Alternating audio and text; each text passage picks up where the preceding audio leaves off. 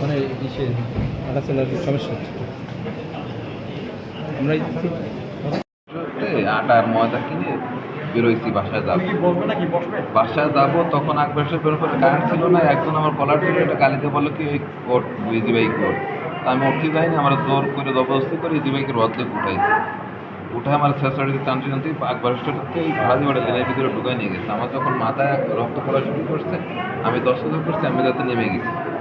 নেমে যাওয়ার পর যখন দস্তাদস্তি করছি, তখন ওই রক্ত পোড়া ব্লেডের দেখে ওরা আমার রেখে চলে গেছে। রেখে আবার সামনে এসে দাঁড়াইছি, আবার আরেকজন আমার আটকাইছি।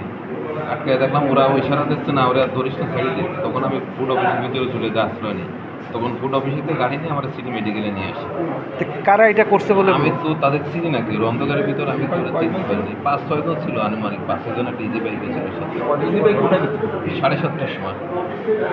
এর আগে কি কোনো ধরনের হুমকির ভিতরে ছিল? কোনো হুমকি টুমকি আমি কখনো কোনো চাঁদা দাবি হুমকি কোনো কিছু আমি পাইনি।